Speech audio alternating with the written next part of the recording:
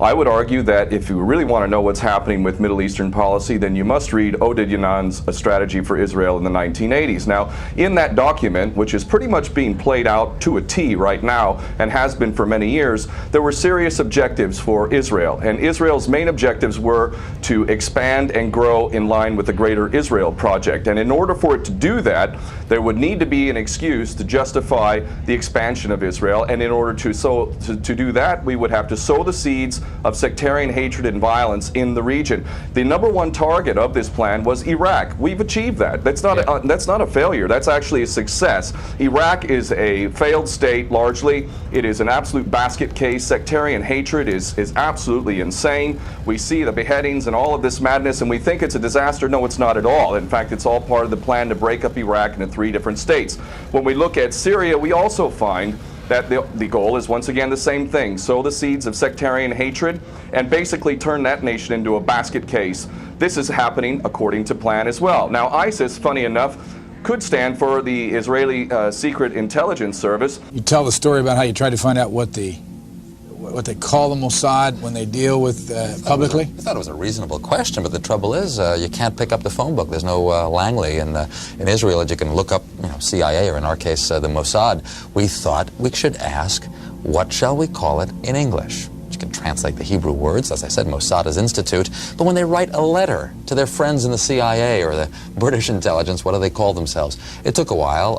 It was a matter of asking the Prime Minister's spokesman. The best you could do, because officially the Mossad is under the Prime Minister's office. And I think he sort of wondered why you want to know and all that, so we explained. And he came up with the Israeli Secret Intelligence Service. I mean, if it were to have initials, it would be ISIS. Many people are seeing the very big benefits to the state of Israel, the so-called Jewish state of Israel, by the breakup and the balkanization of the surrounding states. So actually, if you believe what's being told to you, and I just don't know why anyone would believe anything that comes out of the mouth of virtually any Western leader, whether it be Obama or Bush or any of the rest of them, all of these people are nothing but patent liars, and everything they say is pretty much the opposite of the truth. So I don't accept virtually anything they say. Yaxley-Lennon is the Israeli scholar who put forth the paper, A Strategy for Israel in the 1980s. And in that paper, it's a plan that's outlined to basically divide up the Arab world, and Iran too, I believe, into smaller states, with the idea that smaller states are weaker states and therefore easier to dominate and control. The goal is divide and conquer. If people are pitted against each other and fighting each other, then they are basically, their attention is diverted, and it's easier for the empire power to take the resources and subjugate the people, and then you have colonialism. Yaxley-Lennon put forth such ideas that Israel should use its military power to destabilize and fragment Israel's enemies. This was put forth, as I said, in 1982 during the Begin administration, when, of course, Begin did invade Lebanon, and perhaps that was, though it failed, some historians have contended there was a broader plan intended there to affect more of the Middle East to advance Israeli security. I might say that the late Israel Shahak translated Yannon's study and into English, and the name of the translation was The Zionist Plan for the Middle East. Now, after 1996, the neoconservatives started to emphasize that the threat wasn't simply to Israel, but it was a threat to the United States, that there was a terrorist threat from the Islamic and Arab countries and groups in the Middle East, that the United States had to do something about it. The fundamental threat, they emphasized, came from Saddam Hussein in Iraq. Just wanted to point out that in both Yannon and Study and A Clean Break, there was an emphasis on attacking Iraq first, that Iraq was a key, let's say, a geostrategic location for Israel to destabilize all of its enemies in the Middle East. So in this paper, there's basically, it was a right-wing proposal, but nevertheless, you see it coming to pass today with the proposal to divide Iraq into three parts, which is not what Iraqis want. The majority of Iraqis want the occupation to end. They want the restoration of Iraq. Eastern Libya was where the Libyan Revolution began.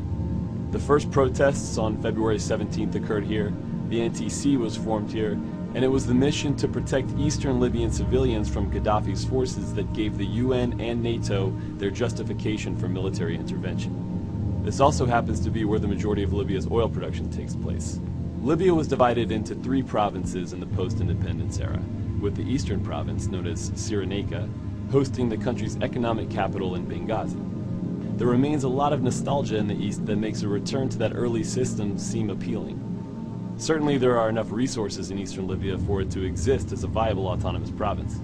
حاولنا أن نقول فقط في سوريا، هذه المرة نقول فقط في دير الزور. عجز العالم، عجز تركيا، عجز المسلمون، عجز العرب عن تحقيق منطقة عازلة لإيواء السوريين. فتم بحمد الله على يد المجاهدين من أبناء المنطقة كتائب لواء جعفر الطيار بتشكيل منطقة عازلة خاصة بهم. About 10 days after 9/11, I went through the Pentagon and I saw Secretary Rumsfeld and Deputy Secretary Wolfowitz. I went downstairs just to say hello to some of the people on the Joint Staff who used to work for me, and one of the generals called me and he said, "Sir, you got to come in and talk to me a second." I said, "Well, you're too busy." He said, No. He says, "We've made the decision. We're going to war with Iraq." This was on or about the 20th of September. I said, "We're going to war with Iraq. Why?" He said, "I don't know." He said, "I guess they don't know what else to do." So I said, "Well, did they find some information connecting Saddam to Al-Qaeda?" He said, No. He says, "There's nothing new that way. They've just made the decision to go to war with Iraq." He said, "I guess it's like we don't know what to do about terrorists, but we've got a good military and we can take down governments." And he said, "I guess if the only tool you have is a hammer, every problem has to look like a nail." So I came back to see him a few weeks later, and by that time we were bombing in Afghanistan. I said, "Are we still going to war with Iraq?" And he said, "Oh, it's worse than that." He said, he reached over on his desk, he picked up a piece of paper, he said, I just got this down from upstairs, meaning the Secretary of Defense's office today, and he said, "This is a memo that describes how we're going to take out 7 countries in 5 years, starting with Iraq and then Syria, Lebanon, Libya, Somalia, Sudan, and finishing off Iran." The truth is about the Middle East is, had there been no oil there, it would be like Africa. Nobody is threatening to intervene in Africa. The problem is the opposite. We keep asking for people to intervene and stop it. And there's no question that the presence of petroleum throughout the region has sparked great power involvement. Whether that was the specific motivation for the coup or not, I can't tell you, but there's always been this attitude that somehow we could intervene and use force in the region. That's why today, we here at Klavan on the Culture would like to lay out what we consider the only plan likely to bring tranquility, freedom, and justice to the region.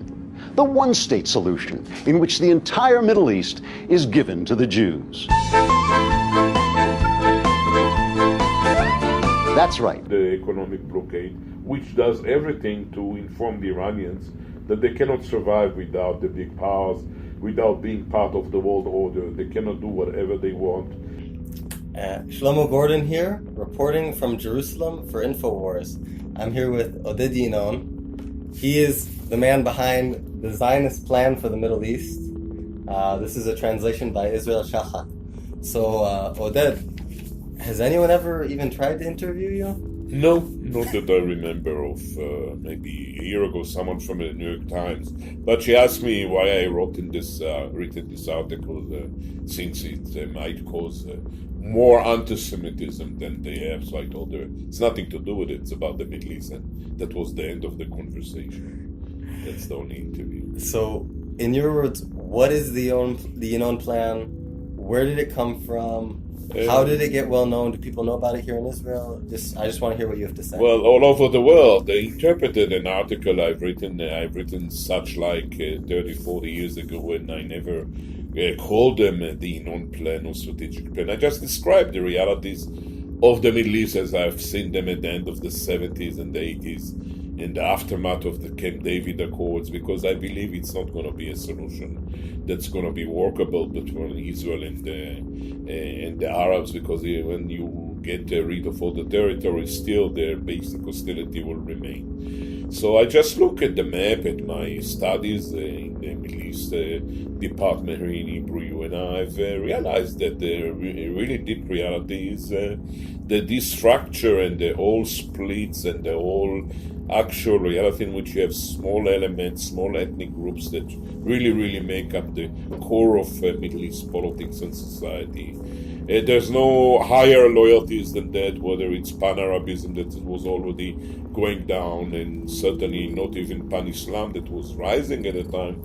And I simply made up my mind that at the end of it, all these present 22 countries, as Sykes-Picot Agreement, are not going to hold for long, because these basic natural ethnic differences and splits and dissimilarities between all the small groups will make the Middle East look at the end very, very different. It can take 10 years, 20 years. And it so happened it started in Syria, in Yemen, in Libya.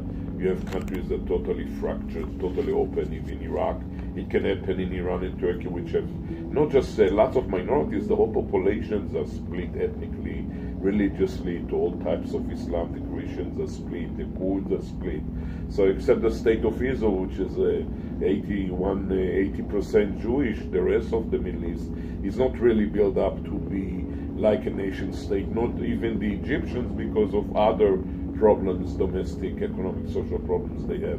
But besides that, all through the Maghreb, North Africa, and the Eastern Middle East, the countries cannot really hold for a longer period of time. And dismemberment of Syria after 2011, which was a surprise to me, to everyone, because this was a very strong, solid regime and country, shows that that's the direction where the Middle East is. The border will be different than the one that existed on June 4th, 1967. Israel will not return to the indefensible boundaries of 1967.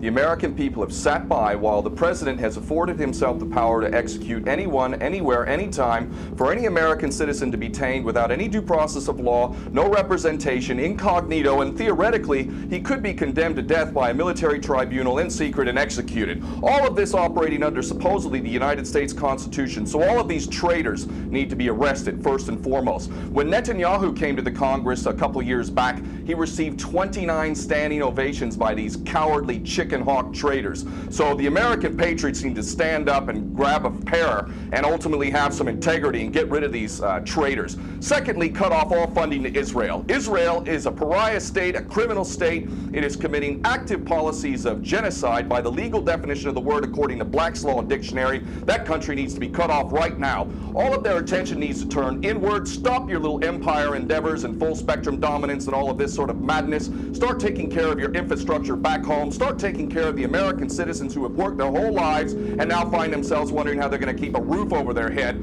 All of that is very obvious and very sensible. Or America can continue to decline into an absolute total pariah state, hated and resented around the world, and maybe bring the whole world into World War III. I would prefer that we do the former instead of the latter, but ultimately we need some serious change in government, and that means getting rid of these traitors.